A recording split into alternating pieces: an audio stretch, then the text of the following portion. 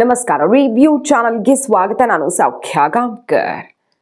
CBI prosecution ಅನುಮತಿ ಕೇಳಿರುವಂತಹ ಘಟನೆ ಈಗ ರಾಜ್ಯ ಸರ್ಕಾರದಲ್ಲಿ ಢವ ಹುಟ್ಟಿಸಿದೆಯಲ್ಲ. ರಾಜ್ಯಪಾಲರು ಇದರ ಬಗ್ಗೆ ಪ್ರಕ್ರಿಯೆಯನ್ನು ಶುರು ಮಾಡಿದ್ದಾರೆ. ಏನು ಪ್ರಕ್ರಿಯೆ ಹಾಗಾದರೆ? ಯಾಕೆ ನಾಗೇಂದ್ರ ಅವ್ರಿಗೆ ಈಗ ಆಘಾತ ಎದುರಾಗಿದೆ? ಕಾನೂನು ತಜ್ಞರ ಒಪಿನಿಯನ್ ಈಗ ಸರ್ಕಾರಕ್ಕೆ ದೊಡ್ಡ ಸಂಕಷ್ಟವನ್ನು ತಂದಿಡ್ಲಿದೆಯಾ?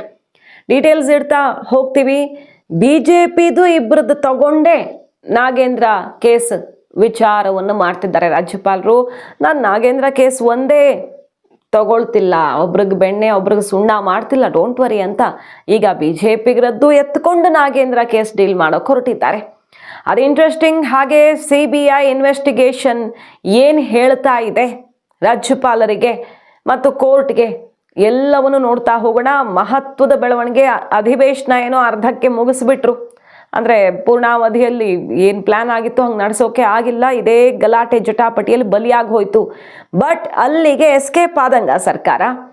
ಏನಾಗ್ತಿದೆ ಈಗ ರಾಜ್ಯ ರಾಜಕಾರಣದಲ್ಲಿ? ಡೀಟೇಲ್ಸ್ ಇಡ್ತಾ ಹೋಗ್ತೀವಿ. ಮಿಸ್ ಮಾಡಿದ್ರೆ ನಮ್ಮ ಚಾನಲ್ನ ಸಬ್ಸ್ಕ್ರೈಬ್ ಮಾಡಿ, ನಿಮ್ಮ ಅಭಿಪ್ರಾಯ ಕಮೆಂಟ್ ಮಾಡಿ ತಿಳಿಸಿ. ಎಸ್ ವೀಕ್ಷಕರೇ, ರಾಜ್ಯಪಾಲರ ಅಂಗಳದಲ್ಲಿ ಚೆಂಡಿದೆ. ಇವತ್ತು ನಾಳೆ ಅವರ ನಿರ್ಧಾರ ಪ್ರಕಟವಾಗತ್ತೆ. ಮುದ್ರೆನಾ ಅಥವಾ ಇಲ್ವಾ? ನಾಗೇಂದ್ರ ವಿರುದ್ಧ CBI ಇನ್ವೆಸ್ಟಿಗೇಷನ್ ಮುಂದಿನ ಕ್ರಮ ಜರುಗಿಸಬೇಕು ನಾವು, ಮತ್ತು ಈ ನಿಟ್ಟಿನಲ್ಲಿ ಇನ್ವೆಸ್ಟಿಗೇಷನ್ಗೆ ನಾಗೇಂದ್ರ ಅವರನ್ನ ಒಳಪಡಿಸ್ಬೇಕಂದ್ರೆ ಪರ್ಮಿಷನ್ ಕೊಡಿ ಅಂತ ಕೇಳಿದೆಯಲ್ವಾ? ಕಾನೂನು ತಜ್ಞರ ಸಲಹೆಯನ್ನು ಪಡ್ಕೊಳ್ತಿದ್ದಾರೆ. 1, 2, 3, 4ನೇ ಸುತ್ತಿನ ಕಾನೂನು ತಜ್ಞರ ಸಲಹೆಯಲ್ಲಿ ಇದ್ದಾರೆ ಈಗ ರಾಜ್ಯಪಾಲರು ಅನ್ನೋದು ಗೊತ್ತಾಗ್ತಿದೆ. ಮತ್ತು ಪ್ರಕ್ರಿಯೆಯ ಭಾಗವಾಗಿ ಪ್ರೊಸೀಜರ್ ಪ್ರಕಾರ ರಾಜ್ಯ ಸರ್ಕಾರವನ್ನು ಕೇಳಬೇಕಾಗತ್ತೆ. ಇದ್ರ ಬಗ್ಗೆ ನಿಮ್ಮ ಅಭಿಪ್ರಾಯ ಏನು ಅಂತ ಕ್ಯಾಬಿನೆಟ್ ಕಳಿಸ್ಕೊಟ್ಟಿದ್ದಾರೆ. ಸೊ ಪ್ರಾಸಿಕ್ಯೂಷನ್ ಅನುಮತಿಗೆ ಸಂಬಂಧಪಟ್ಟಂತೆ ರಾಜ್ಯಪಾಲರು ಹಲವು ಹಂತಗಳ ಪ್ರಕ್ರಿಯೆಯನ್ನ ನಡೆಸ್ತಿದ್ದಾರೆ. ಈಗ ಕಾನೂನು ತಜ್ಞರಿಗೆ ಈ ಕೇಸ್ ಎಷ್ಟು ಅರ್ಹ CBI ಕೊಡೋದಿಕ್ಕೆ?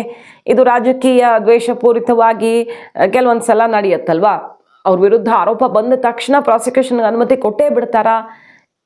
ಅವರ ವಿವೇಚನೆಗೆ ಬಿಟ್ಟಿದ್ದಾಗಿರುತ್ತೆ. ಅದು ಏನೇನು ದಾಖಲೆಗಳಿವೆ, ಪೂರಕವಾದಂಥದ್ದು, ಚಾರ್ಜ್ ಶೀಟ್ ಏನು ಹೇಳ್ತಾ ಇದೆ, CBIಗೆ ಸಿಕ್ಕಿರೋ ಸಾಕ್ಷಿಗಳೇನು, CBI ಏನು ವಾದ ಮಂಡಿಸಿದೆ, ಎಲ್ಲವನ್ನು ಕೂಡ ಕಾನೂನು ತಜ್ಞರು, ಇಲ್ಲಿ ಎಕ್ಸ್ಪರ್ಟ್ಗಳು ಕೂಲಂಕಷವಾಗಿ ಪರಿಶೀಲಿಸಿ ರಾಜ್ಯಪಾಲರಿಗೆ ವರದಿ ಕೊಡ್ತಾರೆ. ಆ ಪ್ರಕ್ರಿಯೆ ಈಗ ಶುರುವಾಗಿದ್ದು ನಾಗೇಂದ್ರ ಅವ್ರಿಗೆ ಸಂಕಷ್ಟ. ನೋಡಿ ಏನು ಹೇಳಿದೆ CBI ತನ್ನ ತನಿಖೆಯಲ್ಲಿ ವಾಲ್ಮೀಕಿ ನಿಗಮದ ಅಕ್ರಮದಲ್ಲಿ ನಾಗೇಂದ್ರ ಪಾತ್ರವೇ ಇದೆ, ಸಾಬೀತಾಗಿದೆ ಅಂತ ಹೇಳಿದೆ. ಏನಂತ? ನಾಗೇಂದ್ರ ಪಾತ್ರ ತನ್ನ ತನಿಖೆಯಲ್ಲಿ ಸಾಬೀತು ಅಂತಿದೆ CBI. ವಾಲ್ಮೀಕಿ ನಿಗಮದ 600 ಬ್ಯಾಂಕ್ ಖಾತೆಗಳಿಗೆ 80 ಕೋಟಿ ಹಣ ವರ್ಗಾವಣೆ ಆಗಿದೆ.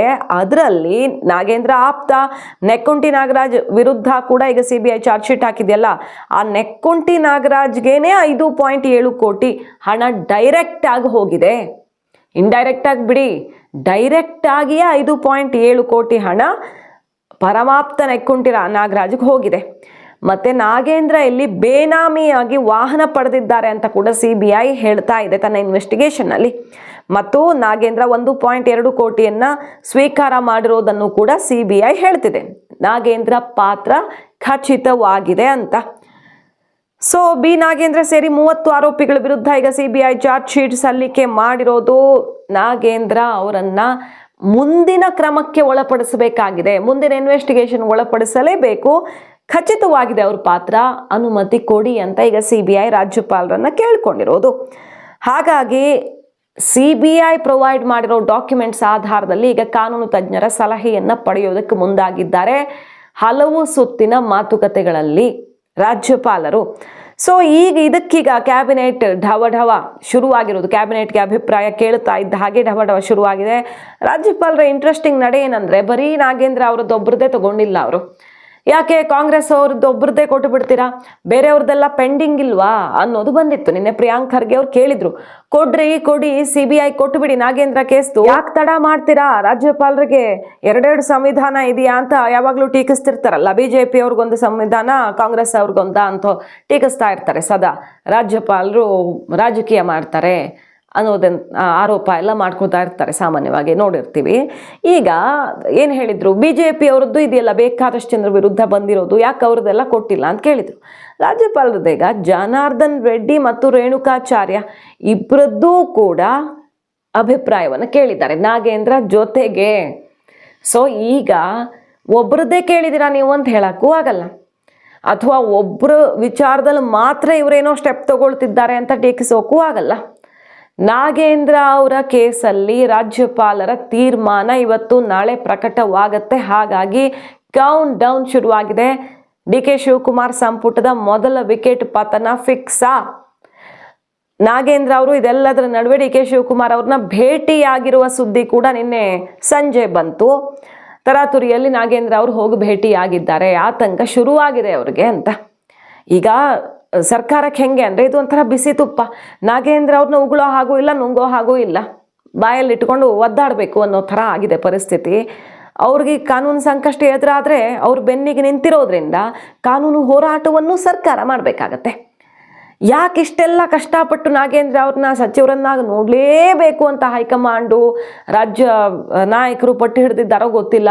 ಅವರನ್ನು ಕೈ ಬಿಟ್ಟರೆ ಉಳಿಗಾಲ ಇಲ್ಲ ಅನ್ನೋ ಮಟ್ಟಿಗೆ ಅವರ ರಕ್ಷಣೆ ನಡೀತಿದೆ ಅನ್ನೋದೇ ಅನುಮಾನಕ್ಕೆ ಕಾರಣ ಆಗಿರೋದು. ಇದರ ನಡುವೆ BJP ಇನ್ನೊಂದು ಶಾಕ್ ಕೊಡ್ತಾ ಇದೆ ನಾಗೇಂದ್ರಗೆ. ಬಳ್ಳಾರಿ ಪಾದಯಾತ್ರೆ ಘೋಷಣೆ ಆಗಿದೆ. ದಾವಣಗೆರೆಯಿಂದ ಶುರುವಾಗ್ತಿದೆ ಬಳ್ಳಾರಿ ಪಾದಯಾತ್ರೆ. ಜಿಲ್ಲಾವಾರು ಹೋರಾಟ ಮಾಡೋದು. ಈಗ ವಿಧಾನಸಭಾ ಅಧಿವೇಶನದಲ್ಲಂತೂ ಈ ವಿಚಾರ ಚರ್ಚೆನೇ ಆಗಲಿಲ್ಲ. ಸೆಷನ್ ಮುಗ್ದೇ ಹೋಯ್ತು, ಕಲಾಪ ಬಲಿ ಆಯಿತು, ಎಲ್ಲ ಸಮಯ ವ್ಯರ್ಥವಾಯಿತು. ಬಿಟ್ಟರೆ ನಾಗೇಂದ್ರ ರಾಜೀನಾಮೆ ಅವರು ಪಡಿಲಿಲ್ಲ, ಇವರು ಬಿಡಲಿಲ್ಲ. ಹೋರಾಟ ಆಯಿತು, ಗಲಾಟೆ ಆಯಿತು ಅಷ್ಟೇ. ಈಗ ಆ ಹೋರಾಟವನ್ನು ಅಲ್ಲಿಗೆ ಬಿಡದೆ ರಾಜ್ಯವ್ಯಾಪಿ ನಾಗೇಂದ್ರ ರಾಜೀನಾಮೆಗೆ ಒತ್ತಾಯಿಸಿ ಹೋರಾಟ ಮಾಡೋದಕ್ಕೆ ಘೋಷಣೆ ಮಾಡಿದ್ದಾರೆ ಬಿಜೆಪಿಗರು. ಕರ್ನಾಟಕ BJP ತುಂಬ ಸೀರಿಯಸ್ ಆಗಿ ತಗೊಂಡಿದೆ. ಮೋಸ್ಟ್ಲಿ ಹೈಕಮಾಂಡ್ ಕಟ್ಟುನಿಟ್ಟಿನ ಆದೇಶ ಕೂಡ ಇರಬಹುದು. ಸೊ ಈಗ ಜಿಲ್ಲಾವಾರು ತಾಲೂಕು ಕೇಂದ್ರಗಳು, ಜಿಲ್ಲಾ ಕೇಂದ್ರಗಳಲ್ಲೂ ದೊಡ್ಡ ಮಟ್ಟದ ಹೋರಾಟ ಮಾಡೋದು. ಹಾಗೆ ಈ ಕೇಸಲ್ಲಿ ನಾಗೇಂದ್ರ ರಾಜೀನಾಮೆ ಕೊಡೋ ತನಕ ಅವ್ರು ಎಲ್ಲಿ ಹೋಗ್ತಾರೋ ಬಿಡ್ತಾರೋ, ಯಾವ ಊರಿಗೆ ಹೋಗ್ಲಿ, ಯಾವ ಜಾಗಕ್ಕೆ ಹೋಗ್ಲಿ ಘೇರಾವ್ ಹಾಕೋದು, ನಾಗೇಂದ್ರ ಅವರನ್ನ ಬಿಟ್ಟು ಬಿಡದೆ ಕಾಡೋದು, ಇದಿಷ್ಟು ತೀರ್ಮಾನ ಆಗಿದೆ. ಪಾದಯಾತ್ರೆಯನ್ನು ಎಕ್ಸ್ಕ್ಲೂಸಿವ್ ಆಗಿ BJP ಮಾಡೋದಕ್ಕೆ ಈಗ ಮುಂದಾಗಿದೆ. ಬರದ ವಿಚಾರವನ್ನು ಕೂಡ ಒಳಗೊಂಡಂತೆ ಭಾರತೀಯ ಜನತಾ ಪಾರ್ಟಿ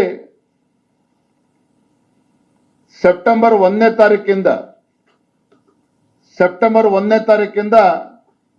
10ನೇ ತಾರೀಕುವರೆಗೂ ಒಂದು ಬೃಹತ್ ಪಾದಯಾತ್ರೆಯನ್ನ ನಾವು ಹಮ್ಮಿಕೊಂಡಿದ್ದೇವೆ. 1ನೇ ತಾರೀಕು ರಾಯಚೂರು ಜಿಲ್ಲೆಯಿಂದ ಪ್ರಾರಂಭ ಆಗ್ತಕ್ಕಂಥ ನಮ್ಮ ಈ ಪಾದಯಾತ್ರೆ ಬಳ್ಳಾರಿನಲ್ಲಿ ಸಮಾರೋಪ ಆಗ್ತದೆ. ಸುಮಾರು 190ರಿಂದ 200 ಕಿಲೋಮೀಟರ್ ಅಷ್ಟು ಪಾದಯಾತ್ರೆ ಇದಾಗ್ತದೆ. ಏನು 1ನೇ ತಾರೀಕು ಉದ್ಘಾಟನೆ ಆಗ್ತದೆ. ನಮ್ಮ ಕೇಂದ್ರ ಸಚಿವರಾಗಿರುವಂತಹ ಗೌರವಾನ್ವಿತ ಪ್ರಹ್ಲಾದ್ ಜೋಶಿ ಅವರು ಬರ್ತಾ ಇದ್ದಾರೆ. ಅವರು ಪಾದಯಾತ್ರೆ ಉದ್ಘಾಟನೆ ಮಾಡ್ತಾ ಇದ್ದಾರೆ. ಸಮಾರೋಪಕ್ಕೆ ಕೇಂದ್ರ ಸಚಿವರುಗಳು ಕೂಡ ಬರ್ತಾರೆ. ಅದೇ ರೀತಿ ನಿನ್ನೆ ದಿನ ನಾನು ವಿಪಕ್ಷ ನಾಯಕರು ಮಾನ್ಯ HD ಕುಮಾರಸ್ವಾಮಿ ಅವ್ರಿಗೂ ಕೂಡ ಮಾತನಾಡಿದ್ದೇವೆ. ಅವರು ಕೂಡ ಸಮಾರೋಪಕ್ಕೆ ನಾವು ಬರ್ತೇನೆ ಅಂತೇಳಿ ಅವರು ಕೂಡ ಭರವಸೆ ನೀಡಿದ್ದಾರೆ. ಒಟ್ಟಾರೆಯಾಗಿ ನಮ್ಮ ಉದ್ದೇಶ, ಈ ಪಾದಯಾತ್ರೆ ಉದ್ದೇಶ ಈ ಜನ ವಿರೋಧಿ, ಬಡವರ ವಿರೋಧಿ, ರೈತ ವಿರೋಧಿ ಮತ್ತೆ ಯುವಕರ ವಿರೋಧಿ ಮತ್ತು ಅಭಿವೃದ್ಧಿ ವಿರೋಧಿ ಕಾಂಗ್ರೆಸ್ ಸರ್ಕಾರವನ್ನ, ಇವರ ಬಣ್ಣವನ್ನ ಬಯಲಿಗೆ ಎಳಿಬೇಕು, ರಾಜ್ಯದ ಜನರಲ್ಲಿ ಜಾಗೃತಿಯನ್ನು ಮೂಡಿಸಬೇಕು, ಭ್ರಷ್ಟ ಸಚಿವರನ್ನ ಕೈ ಬಿಡಬೇಕು. ಎಲ್ಲ ವಿಚಾರಗಳನ್ನು ತೆಗೆದುಕೊಂಡು ನಾವು ಸೆಪ್ಟೆಂಬರ್ 1ನೇ ತಾರೀಕಿಂದ 10 ದಿನಗಳ ಕಾಲ ಪಾದಯಾತ್ರೆಯನ್ನ ಮಾಡಬೇಕು ಅಂತ ಈಗಾಗಲೇ ನಿರ್ಧಾರವನ್ನು ಮಾಡಿದ್ದೇವೆ.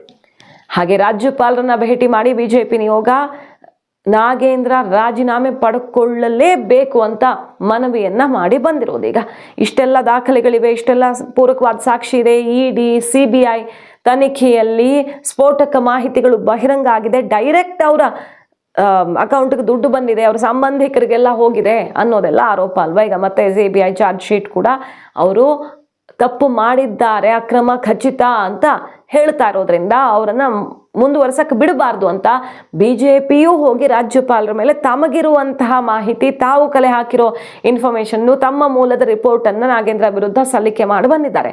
ಸೊ ಎಲ್ಲೆಡೆಯಿಂದ ಈಗ ನಾಗೇಂದ್ರ ಅವ್ರಿಗೆ ಬಹುದೊಡ್ಡ ಸಂಕಷ್ಟ ಎದುರಾಗಿದ್ದು, ರಾಜ್ಯಪಾಲರ ಈ ಪ್ರಾಸೆಸ್ ಕಾನೂನು ತಜ್ಞರ ಅಭಿಪ್ರಾಯ ಪಡಿತಿರೋದು ಮಾತ್ರ ಎದೆ ಬಡಿತ ಜೋರಾಗಿಸಿದೆ. ಈಗ ಸಿದ್ದರಾಮಯ್ಯನವ್ರು ಮೂಡಾ ಕೇಸಲ್ಲಿ ಪ್ರಾಸಿಕ್ಯೂಷನ್ ಅನುಮತಿ ಕೊಡುವಾಗಲೂ ಹಿಂಗೆ ಡೆಲ್ಲಿಲೆಲ್ಲ ಅಭಿಪ್ರಾಯ ಪಡ್ಕೊಂಡು ಬಂದಿದ್ರು ರಾಜ್ಯಪಾಲರು ಅನ್ನೋದೆಲ್ಲ ಚರ್ಚೆ ಆಗಿತ್ತಲ್ವ. ತುಂಬ ಜನ ಎಕ್ಸ್ಪರ್ಟ್ಗಳನ್ನು ಟಾಪ್ ಲೆವೆಲ್ ಕಾನೂನು ತಜ್ಞರನ್ನ ಸಂಪರ್ಕಿಸಿ ತುಂಬಾ ಸೂಕ್ಷ್ಮ ಪ್ರಕರಣಗಳಲ್ಲಿ ರಾಜ್ಯಪಾಲರು ಸಾಮಾನ್ಯವಾಗಿ ಸಲಹೆ ಪಡೀತಾರೆ. ಸೊ ಈಗೇನಾಗುತ್ತೆ ಅನ್ನೋದನ್ನ ಕಾದ್ ನೋಡಬೇಕು. ಮಾಹಿತಿ ಇಷ್ಟ ಆಗಿದ್ರೆ ಮಿಸ್ ಮಾಡಿದ್ರೆ ನಮ್ಮ ಚಾನಲ್ನ ಸಬ್ಸ್ಕ್ರೈಬ್ ಮಾಡಿ, ನಿಮ್ಮ ಅಭಿಪ್ರಾಯ ಕಮೆಂಟ್ ಮಾಡಿ ತಿಳಿಸಿ. Thank you.